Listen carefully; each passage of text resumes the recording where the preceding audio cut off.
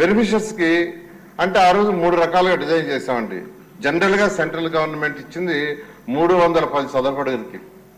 అయితే చాలా మంది వచ్చి అడిగారు, సార్ కొద్దిగా పెద్ద ఇల్లు కట్టండి, ముఖ్యమంత్రి గారిని అడిగారు, చిన్న బెడ్రూమ్ కావాలంటే పెద్ద రూమ్ కట్టండి అన్నారు.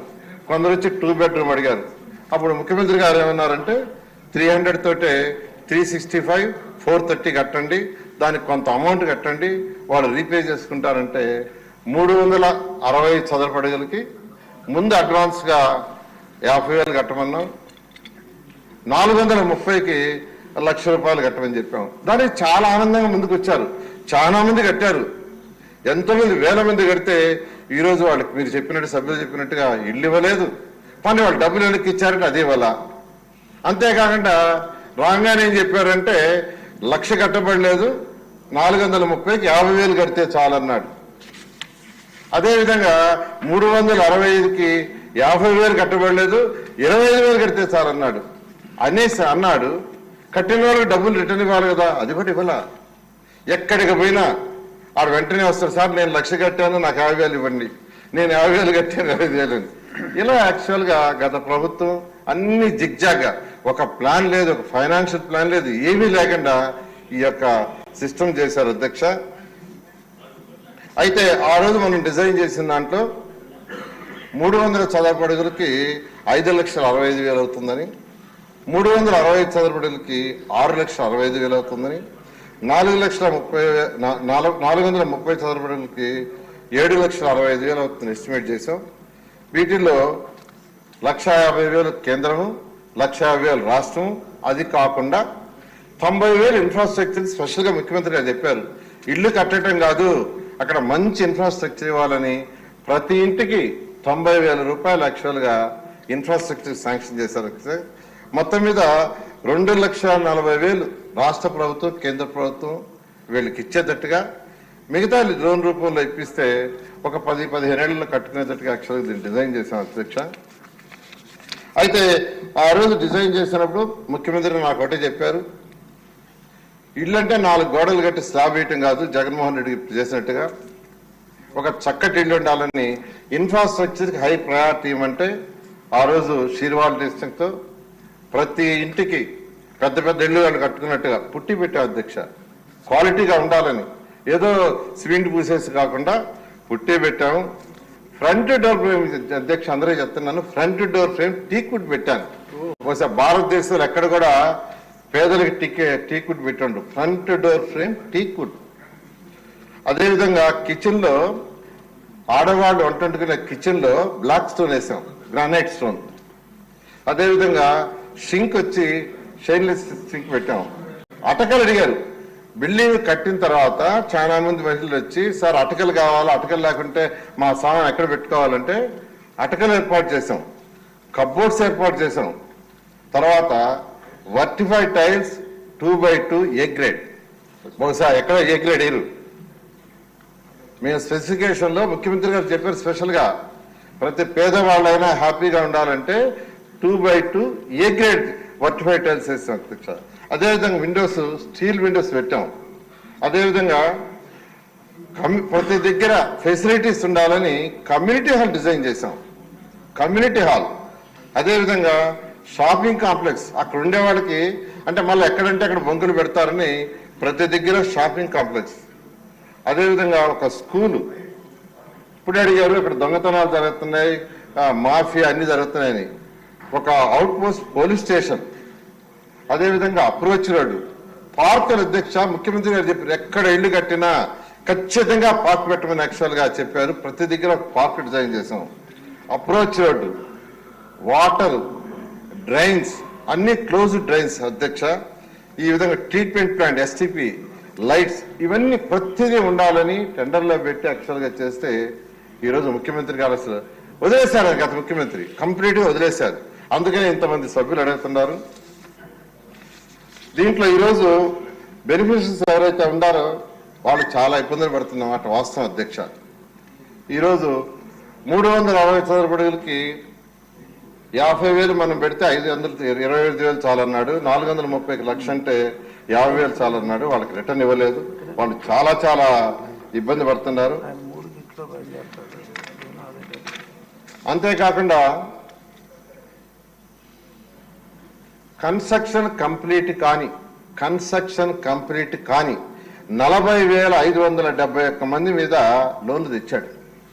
కన్స్ట్రక్షన్ చేయకుండా ఏమీ లేకుండా 40,571 మంది మీద తెచ్చారు. బ్యాంకులలో డబ్బులు కట్టమంటున్నారు, వాళ్ళు కట్టే పరిస్థితుల్లో లేరు, చాలా సఫర్ అవుతున్నారు. అకౌంట్స్ అన్ని ఎన్పిఏ అయిపోయినాయి, ఆల్రెడీ ఎన్పిఏ అయిపోయినాయి. తర్వాత ఇప్పుడు మనం వేరే వాళ్ళ మీద లోన్ తీసుకొని వాళ్ళకి ఇస్తా ఉంటే 430 బ్యాంకులు లోన్లు ఇవ్వటల్లా. బ్యాంకులు ఏమంటున్నారంటే ఫస్ట్ ఆ డబ్బులు కట్టించండి, కట్టిస్తేనే ఫర్దర్ ఏదైతే 430 కానీ 360 కానీ ఏదైతే వాళ్ళకి ఇవ్వని యాక్చువల్గా వాళ్ళు చెప్పారు. దాని మీద యాక్చువల్ ముఖ్యమంత్రి గారు డిస్కస్ చేస్తున్నారు అధ్యక్ష. దాని మీద కూడా త్వరలో డెసిషన్ తీసుకుంటాం. మనం యాక్చువల్గా 3,08,000 మందిని ఆ రోజు ఈ 5 లక్షలకి యాక్చువల్గా మనం సెలెక్ట్ చేసాం అధ్యక్ష. దాంట్లో చాలా మందిని యాక్చువల్గా ఇప్పుడు చెప్పినట్టుగా 1 సెంటు స్థలం ఇస్తాం, అక్కడ బిల్డింగ్ అట్లా వచ్చేసి దీంట్లో నుంచి చాలా మందిని మార్చేశారు. అవన్నీ కూడా అధికారులు చెప్పారు, వాళ్ళు దాన్ని దర్యాప్తు చేస్తున్నారు. వీలైనంత తొందరలో ఆ లిస్టు కూడా తీసుకొని వాళ్ళందరూ కూడా చేయడం జరుగుతుంది. రంగుల అధ్యక్ష, ఆ రోజు ముఖ్యమంత్రి గారు నాకేం చెప్పారంటే రంగుల ఏపీలో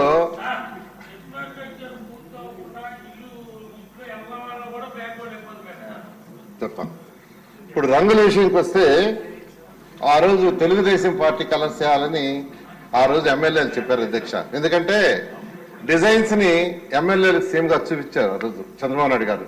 చూపిస్తే ఎక్కువ మంది తెలుగుదేశం పార్టీ పసుపు కలర్ అని చెప్పారు. అయితే వెంటనే సీఎం గారు ఏమన్నట్టు వద్దు, గ్రేటెడ్ కమ్యూనిటీస్ లో ఎలాంటి కలర్స్ ఉన్నాయో ఇది ఒక మంచి గ్రేటెడ్ కమ్యూనిటీ కావాలి, అలాంటి కలర్స్ డిజైన్ చేయమంటే నేను యాక్చువల్గా ఈ కన్స్ట్రక్షన్ వాళ్ళందరికీ చెప్పి యాక్చువల్గా రకరకాల డిజైన్ చేయించానండి. ప్రతి కమ్యూనిటీలో ఎవరైతే లబ్ధిదారులు పొందుతున్నారో వాళ్ళకు చూపించి వాళ్ళ దగ్గర ఫైనలైజ్ చేయించాం. డిజైన్లు 10 చేయించాం ప్రతి దగ్గర, వాళ్ళకి చూపించి వాళ్ళ దగ్గర ఫైనలైజ్ చేశాం. ఫైనలైజ్ చేసి కలర్స్ వేస్తే జగన్మోహన్ రెడ్డి గారు రాగానే ఫస్ట్ కలర్స్ మార్చారు. ఎందుకు మార్చారు? ఇంకొక విషయం అన్నిటికంటే ఈరోజు బిల్డర్స్ సఫర్ అవుతున్నారు కట్టినాళ్ళు. ఎందుకంటే దానికి అడ్మినిస్ట్రేటివ్ గ్యారంటీ లేదు, టెండర్ లేదు, ఏమీ లేకుండా 300 కోట్ల రూపాయల సుమారు వర్త్ కలర్స్ మార్చేశారు. No administrative approval, no tender, nothing. నోటి మాటతో యాక్చువల్ గా చేశారు. వాళ్ళందరూ సఫర్ అవుతా తిరుగుతున్నారు. బట్ దానికి మనం చేయగలిగింది ప్రభుత్వంలో ఏమీ లేదండి. అదే చెప్పాను, అడిగితే కూడా చెప్పాను, ప్రభుత్వంలో అడ్మినిస్ట్రేటివ్ క్లియరెన్స్ లేకుండా లేకపోతే ఒక జీవోనో ఏది లేకుండా ఉండదు. చక్కటి కలర్స్ ఒక్కొక్క ఏరియాలో ఒక్కొక్కటి కట్టామండి. ఈ విధంగా యాక్చువల్ గా రంగుల విషయానికి వస్తే వాళ్ళందరూ కూడా సఫర్ అవుతారు. దీన్నే పిచ్చి తగ్గులకు పనులు అంటారు. జగన్మోహన్ రెడ్డిని పిచ్చి తగ్గులకు పనులు ఎందుకంటారంటే నిజంగా పిచ్చి తగ్గులకే చక్కటి కలర్స్. ఎందుకంటే తెలుగుదేశం ప్రభుత్వం ఆ రోజు ఎన్డీఏ ప్రభుత్వం మేము మా కలర్స్ వేసుకొని ఉండొచ్చు, కానీ ముఖ్యమంత్రి చాలా క్లియర్ చెప్పారు. దాంతో అంత చక్కగా చేస్తే వచ్చిన కలర్స్ని మార్చి అసలు అన్యాయం నాశనం చేశారు. అదేవిధంగా 25% కంటే తక్కువ వర్క్మైనని ఫస్ట్ క్లోజ్ చేయమన్నారు. 25% కంటే అవి 52,000 ఇళ్లున్నాయి. ఈ 52,000 ఇళ్ళని క్లోజ్ చేశారు. దానివల్ల 339 కోట్ల రూపాయలు ఈరోజు నష్టం. 339 కోట్ల రూపాయలు యాక్చువల్గా ఈరోజు నష్టం జరుగుతుంది. ఎందుకంటే వాటి మీద కట్టేసింటే పూర్తి చేసింటే ఈ నష్టం ఉండేది కాదు. ఇది ప్రజాస్వామ్యం ఈ విధంగా దుర్యోగం చేయటం జరిగింది. అదేవిధంగా కాంట్రాక్టుల సమస్య, నిజంగా కాంట్రాక్టుల సమస్య మేజర్ సమస్య అండి. రోజు ఆఫీస్ చుట్టూ జరుగుతున్నారు వాళ్ళందరూ. సార్ ఏదో ఒక విధంగా చేయండి, ఏదో ఒకటి చేయండి, కనీసం క్లోజ్ చేయండి, మీరు ఎంత ఇస్తారో మాకు క్లోజ్ చేయండి అని వాళ్ళు తిరుగుతున్నారు అధ్యక్ష. 540 కోట్ల బిల్స్ పెండింగ్ ఉన్నాయి. అంటే ఇంతవరకు బిల్స్ చేసిన 540 కోట్లు ఉన్నాయి. ఫైనల్ అది కాదు, 540 కోట్లు బిల్స్ చేసిన డబ్బులు వాళ్ళకి ఇవ్వాల్సినవి ఉన్నాయి. తర్వాత కరోనా పీరియడ్ లో మొబిలైజేషన్ అడ్వాన్స్ కి ఇంట్రెస్ట్ వ్యవహారం చేయమని రిక్వెస్ట్ చేస్తున్నారు. అప్పటి నుంచి మామూలు ఎప్పుడైతే కరోనా వచ్చిందో కరోనా పీరియడ్ మేము వర్క్ చేయలేదు, మా ఇన్ఫ్రాస్ట్రక్చర్ అంతా అక్కడే ఉంది, మా మిషనరీ అక్కడే ఉంది, మేము కొన్న సిమెంట్ కావచ్చు, స్టీల్ కావచ్చు అక్కడే